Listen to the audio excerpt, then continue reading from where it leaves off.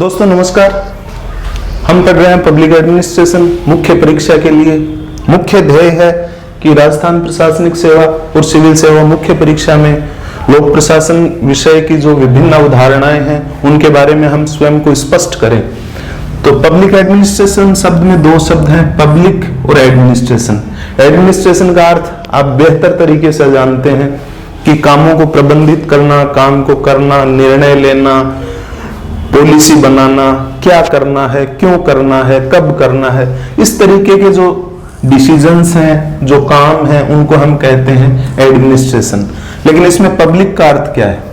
Public का सामान्य रूप से यह अर्थ माना जाता है कि जो काम सरकारी संगठन करते हैं वो पब्लिक, यानी सरकारी संगठनों द्वारा जितने भी सारे काम किए जाते हैं वही पब्लिक एडमिनिस्ट्रेशन है। लेकिन वर्तमान संदर्भ की अगर बात करें तो ये पब्लिक शब्द काफी बदल चुका है। इस शब्द को समझने के तीन पहलू या तीन दृष्टिकोण है।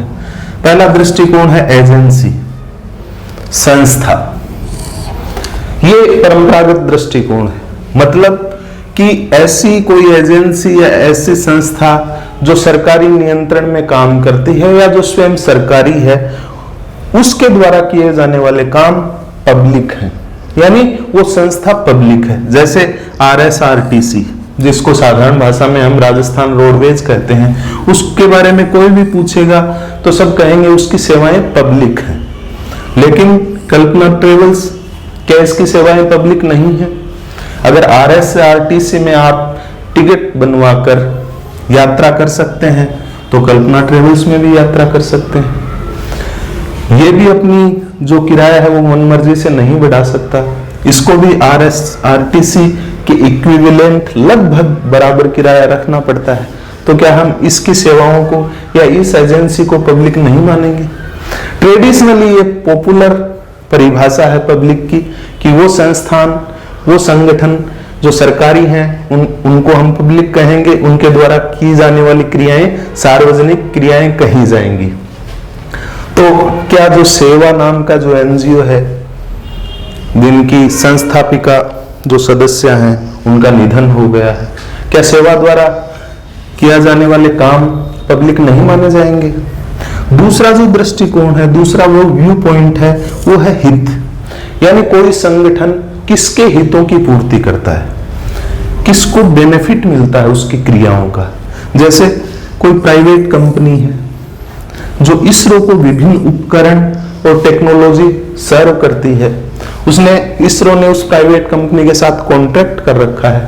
वो प्राइवेट कंपनी केवल और केवल ऐसे इक्विपमेंट बनाती है जो केवल और केवल इसरो के काम आते हैं। तो क्या इस प्राइवेट कंपनी की जो सेवाएं हैं वो सार्वजनिक हित की साधना नहीं करते? मतलब वर्तमान समय में पब्लिक शब्द का अर्थ काफी व्यापक हो चुका है। केवल सरकारी संगठन और सरकारी संगठनों की सेवाएं ही पब्लिक नहीं मानी जाती, अब काफी व्यापक हो चुका है, काफी विस्तार ले चुका है ये शब्द। ई मित्र जो आपको विभिन्न प्रकार की सेवाएं उपलब्ध करवाता है, तो क्या उस ई मित्र की सेवाएं हमारे हितों की पूर्ति नहीं करती? मतलब वो ई मित्र केंद्र पब्लिक है। तीसरा है एक्सेस, कि वो कितना खुला हुआ है जनता के लिए।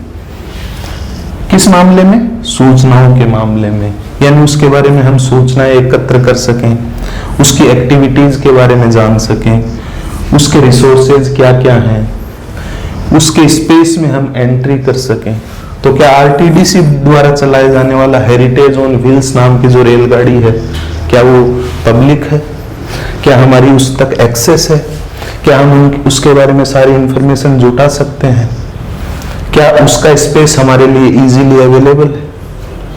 और दूसरी तरफ क्या कल्पना ट्रेवल्स में आप यात्रा कर सकते हैं, उसकी सेवाओं का उपयोग ले सकते हैं? तो कहने का मतलब ये है कि वर्तमान में अगर आने वाली परीक्षाओं में पब्लिक शब्द का अर्थ पूछा जाए तो हमें बेसिकली ये ध्यान रखना है कि अब पब्लिक का अर्थ केवल सरकारी सेवाएं और सरकारी संगठन नहीं रह गए हैं, बल्कि कोई भी ऐसा संगठन या एजेंसी जो सरकारी नियंत्रण में काम करती है पब्लिक है।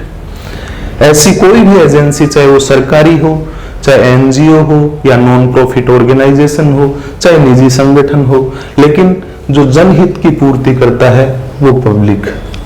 तीसरी बात, ऐसा कोई भी संगठन जिस तक हमारी आसान पहुंच है, जिसके बारे में हम जानकारियां जुटा सकते हैं, जिनके एक्टिविटीज के बारे में हम अवगत हैं, वो पब्लिक।